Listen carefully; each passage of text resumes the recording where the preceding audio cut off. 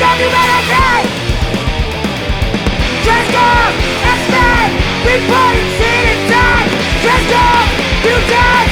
Systems is final death! Now we're X-Men! Hello, flat scans, and welcome to the X-Men. We are the next stage in human evolution. Two trans women who are exploring the X-Men. This is our first episode, issue 0, as we're calling it. It's a test run. Say hi, Seanny. Hey, Seanny. No, you're Seanny. You're Beth. I'm Seanny. We're already corny. It's you're Seanny, and we're already corny. Before we get into what we're actually doing here, I think the thing to do is to say who we are. So, first of all, my name is Beth Seymour. I am an X-Men fanatic, and you may know me from the bands Beth, Seymour and the Lizzies, where I'm the singer and guitarist, and the band Hormones, where I'm the guitarist, and I write all the songs for both of those things.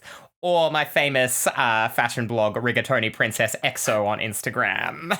And who are you, Seanny? I am Seanny, and I also play bass in a couple of bands around Melbourne, one of which is Beth's band. Thank you very much. I love having you. Oh, thank you. It's so nice to be there. I am a huge nerd. I've sampled everything from the trans nerd charcuterie board. I love Pokemon, Warhammer, D&D, Magic the Gathering, the Dark Souls games, and, of course, the Zero Ultra flavor of Monster. That's the best flavor. Yeah, it keeps us alive. I like the Strawberry Dreams one too, though. The Strawberry Dreams is a hot second contender. Look, that's just legal over-the-counter HRT. Literally. Well, HRT is legal, but you know what I mean. So what we're doing here, and really this podcast, it's a story of friendship, because the X-Men means the world to me. And I am so excited to introduce my friend Seanny, to these comic books that I love so much. Throughout the course of this podcast, we're going to be going through just a lot of different issues and working our way chronologically in some ways, and just get really familiar with the characters, and maybe even we get to explore some queer themes. Oh my God. What? I didn't know that was going to be happening. You know, I could look at an apple and find a queer theme. Betty, is this a queer podcast? This is a queer podcast. Are you springing this on me now? I did drop the word trans in the third sentence. Yeah, we're out there. The woke left strikes again. So, before we get into talking about the X-Men, what's important to me, always, is the fashion. And so, before we talk about our relationship with the X-Men, I think we do need to have a fit check. Seanny, what are you wearing? Very, very important. I am wearing my finest thrifted cool skeleton shirt. I don't know if it's obvious. I do love skulls and skeletons. And this is the best skeleton shirt because it is glow in the dark. It goes so hard. Thank you. I want to see it like tattooed on a biker's bicep. Yeah, that's what I'm going for. This is actually the skin of a biker that I fashioned into a shirt. R.I.P. Press F to pay respects. 1 like equals 1 prayer. Tell me what you got going on. I got a few things going on with the fit today, because first of all, you know Seanny, but the public and whoever's listening to our first issue 0 episode wouldn't know this. I got my navel pierced last week, and so I've had to convert to low-rise jeans, just for the sake of not irritating it, but also to show it off. And to complement that, I've got this fantastic pink crop top. I think it's actually a kid's t-shirt. My friend Joe, who is originally from New Zealand and knows I'm a fan of New Zealand despite never having been there, found me a bright pink baby tee with some kiwis on it. Gorgeous. And that we love to see. And at the same time, for anyone who's watching the video version of this, yes, I am wearing a crucifix, but it's not in a religious way. It's in a we're reclaiming it way, we're overcoming our religious trauma way, and anyone who's ever listened to Beth Seymour and the Lizzies will know all about that. That's right. She's allowed. That's it. I put in the hard yards. I went through the torture to be able to reappropriate a little crucifix for style purposes every now and then.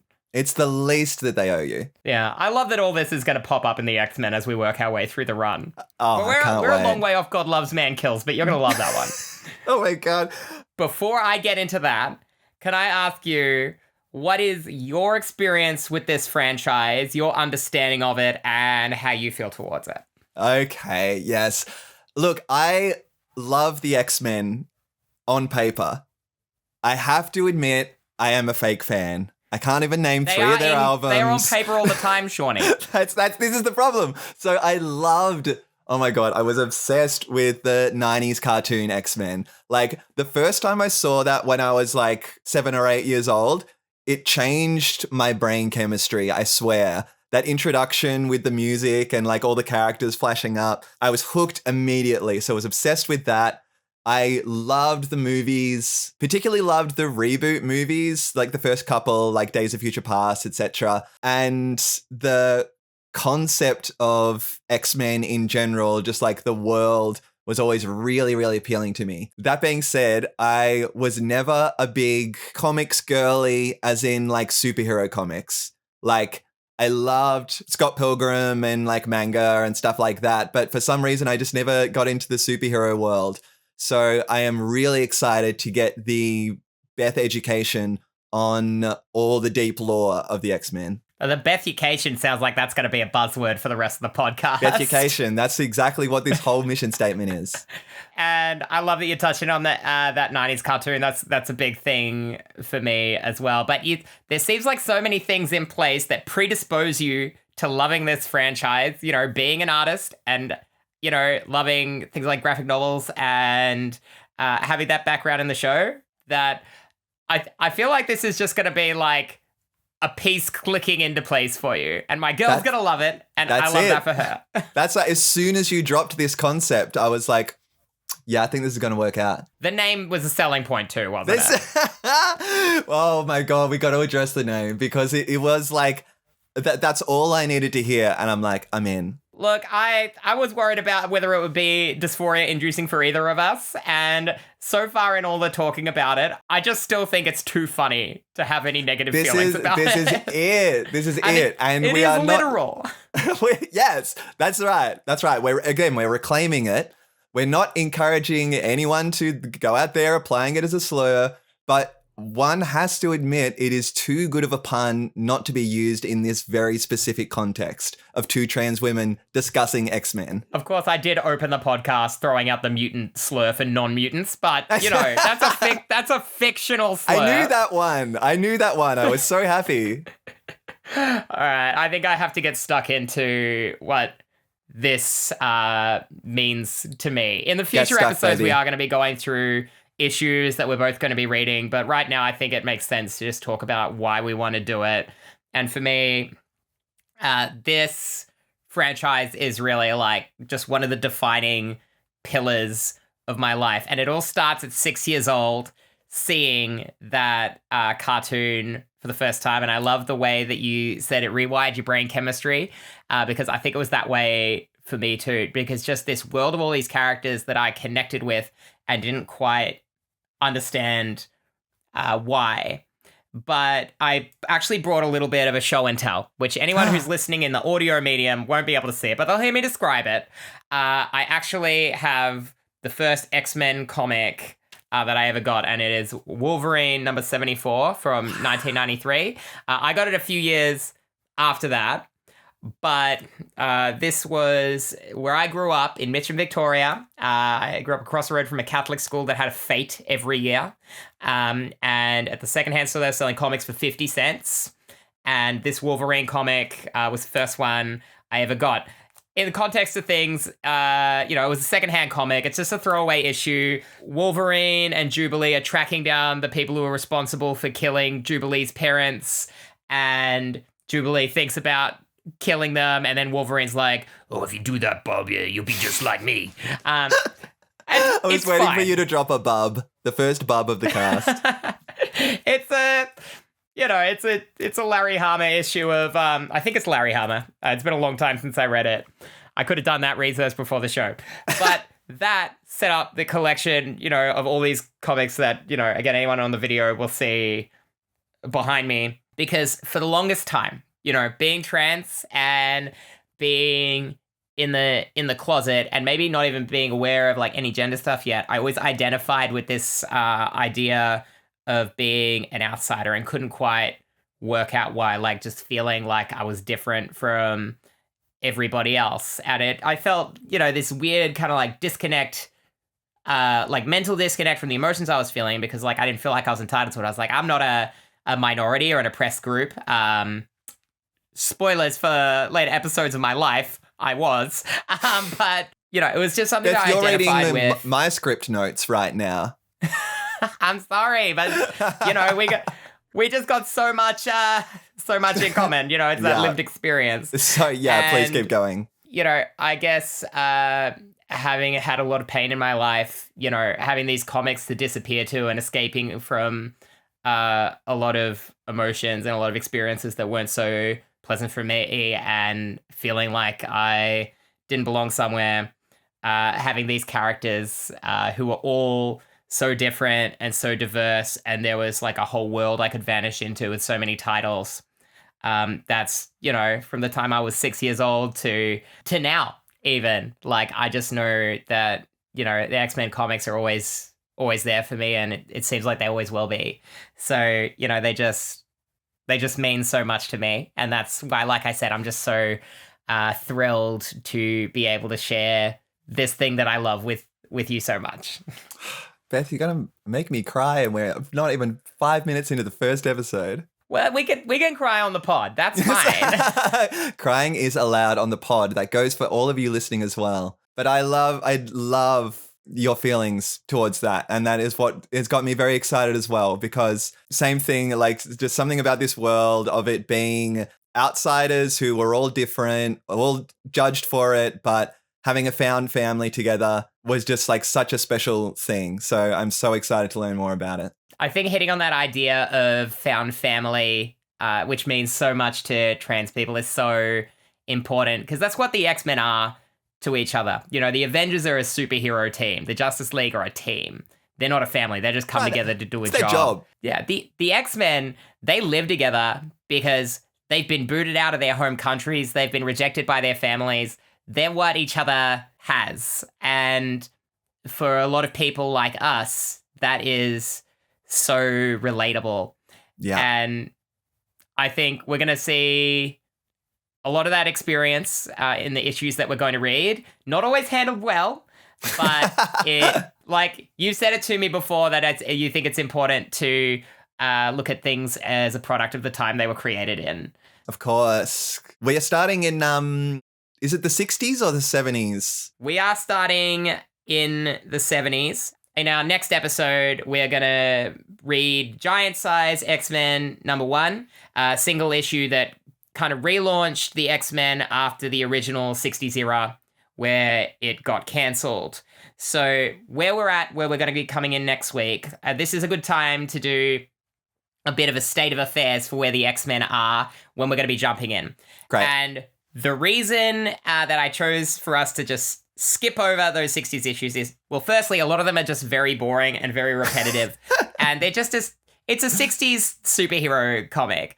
Those themes that we're interested in diving into in the earliest issues, I feel like Stan Lee toyed with the idea a little bit of the X-Men and mutants in general being an oppressed minority. But when Roy Thomas took over in the mid-60s, like, there just wasn't much interest in carrying that on, and just became a superhero comic. And the cast we're going to see in the 60s is not really diverse. It's just 6 middle-class white kids with powers doing superhero stuff together. So all you really need to know for us to start where we're up to is that Professor X formed a team called the X-Men of 5 X-Men: Angel, Beast, Iceman, Cyclops, and Jean Grey, or Marvel Girl as she's called back then. And then they did superhero adventures for a little while, sometimes fought Magneto, sometimes fought other people, and then eventually recruited 2 more, Havoc, Cyclops' brother, and Polaris. And that's it. That's all you really need to know. And then we can start having fun. Fantastic. I feel like I've read it all already. You didn't miss much. And I say that as somebody who read every issue. Knowing a third of the characters you said, I'm like, okay, I'm on okay footing here. Good news is we're going to see them all in giant size X-Men next week. Fantastic. So that's something I think that I want to get to is the characters, because knowing that this is, a franchise that you have awareness of the surrounding media, but not the core piece of media, right? Yeah. So you haven't really read X-Men comics before, but you've seen the cartoon, you've watched the movies, they pop up in a lot of things. If you ever played Marvel vs. Capcom or anything like that, you know these characters. So I'm about to give some good news and some bad news. I'm going to ask you who your favorite X-Men are from the media you've consumed, and I'm going to break it to you if we're not going to see them anytime soon. So who do you like from what you've seen and why?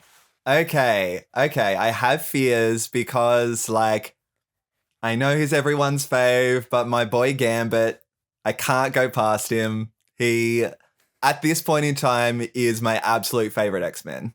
Gambit is the definition of suave. He's cool.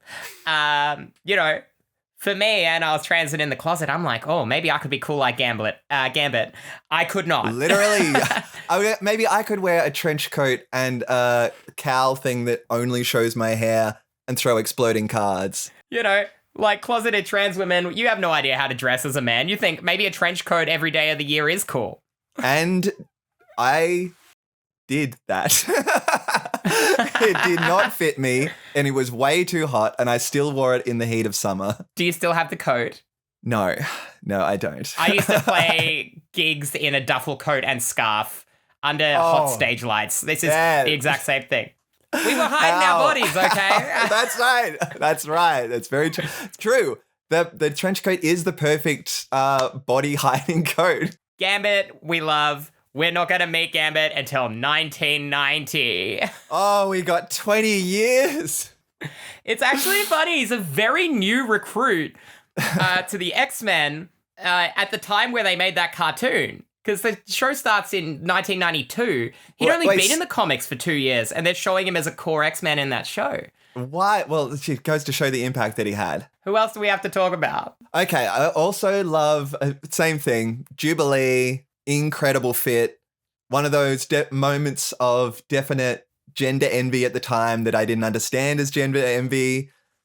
She's just a cool, spunky girl who shoots fireworks out of her hands. What's not to love? I have this complicated relationship with Jubilee, and I know we've had this conversation before, whereas I loved her as a kid, and then in that cartoon, she's not handled well. Like, she's always, they don't know how to write women, and she's always the damsel in distress character. Yeah. And you start to be like, oh, she's annoying. And maybe it's a bit of that internalized misogyny of being in the closet. I only like the tough characters, Totally. But now going back and reading some of those early 90s issues that she's in, and she's handled really well in X-Men 97. I love her again. She's another early 90s edition. Okay, great. Well, we're going to see her right at the tail end. Maybe it's even very late 80s, right at the tail end of the Outback era. I've only very briefly heard about the Outback era from you, and I cannot believe there is a whole era of X-Men that takes place in our home country. And it doesn't seem like anyone had ever been to Australia that worked on it. I got words for Chris Claremont. You got one more pick for me? Yeah, my third favorite is, of course, our girl Storm, who I have a lot better feeling about that she might be turning up a bit sooner than everyone else. She is the most dramatic queen with all the insane powers to back it up. She is a character that, over time, has just been handled better and better too. We are going to meet her next week. Yes! Storm debuts in Giant Size X-Men #1, written by Len Wein, illustrated by Dave Cockrum. It's going to be an absolute blast, and we love her because I have some feelings to talk about with how they introduce her next week, but she's just this character who always feels so regal and so powerful and so classy. That's it. She comes through so many different forms that it makes sense why she's become a leader of the X-Men at so many points, because she just commands respect with the way that she is presented. And she's one that I've always liked and always appreciated her being on a team, but it's probably only in these last 5 years that she's become one of my all-time favorites. Wow. Okay, big call. That's very recent. A few things have changed for me in the last 5 years, Shorty. Oh, what? Name one thing. I bleached my hair. Yes, of course, of course. You've never looked more like Storm. Yeah, I'm blonde like Storm. I don't know. Like, I don't know if you relate to things in the same way that, you know, when I was young and in the closet, I kind of felt like I wasn't allowed to like the female characters, which is ridiculous that I love this franchise that is so based around, even though it was called X-Men, right? It's one of the most gender-balanced comics, particularly coming out in the time that we're going to be looking at. And the women in it are presented as characters. They're not just written as, you know, a love interest or a sidekick or we just needed a woman on the team. Yes, yes. And I think that's like, that is one of the things that sort of drew me to it initially that I couldn't put my finger on at the time too.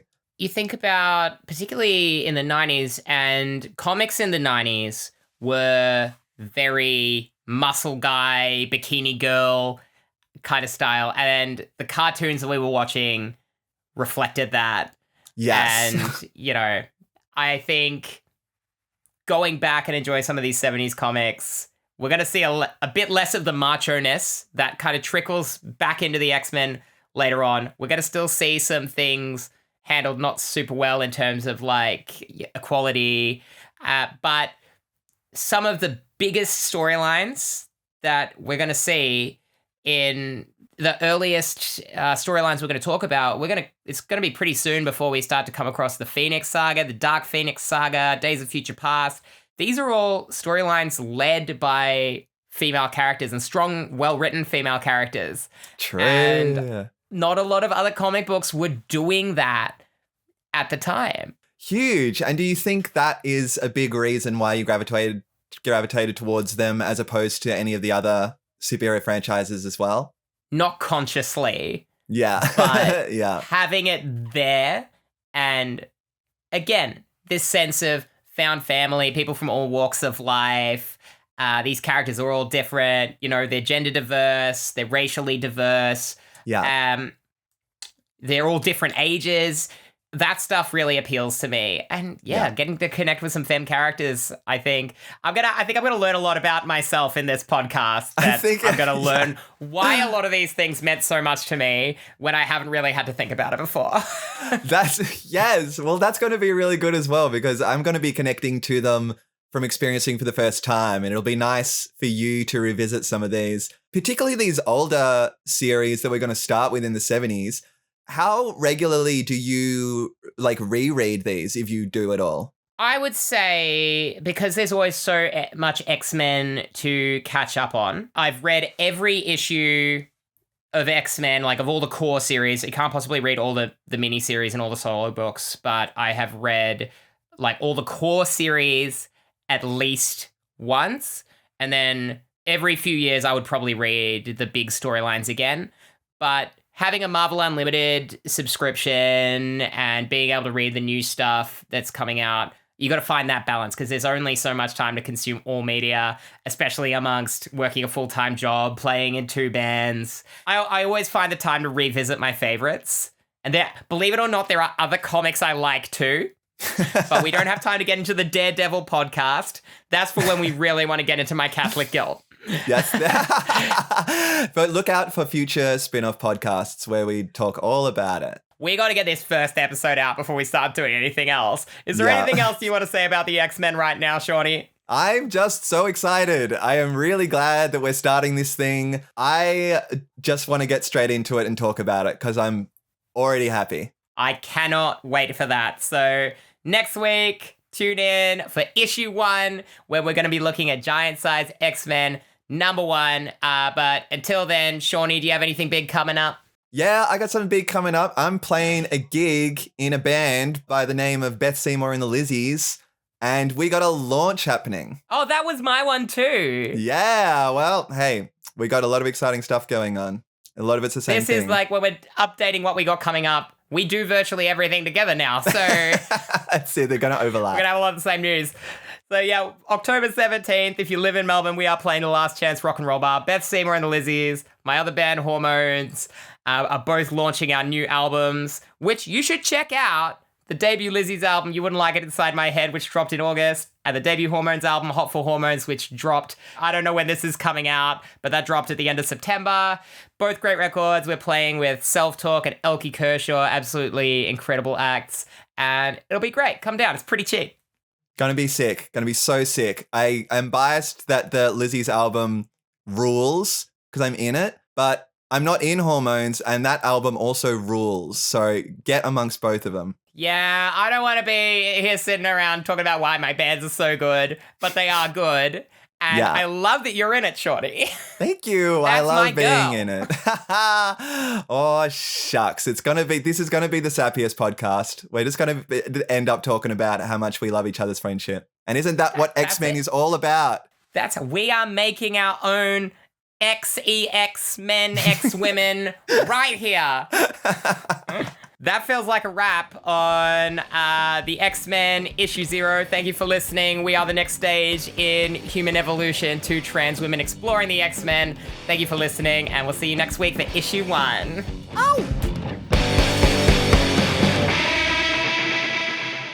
Let's do a little sync up clap. I'm going to count 3, 2, 1, and on go, we're going to go 1, 2, 3.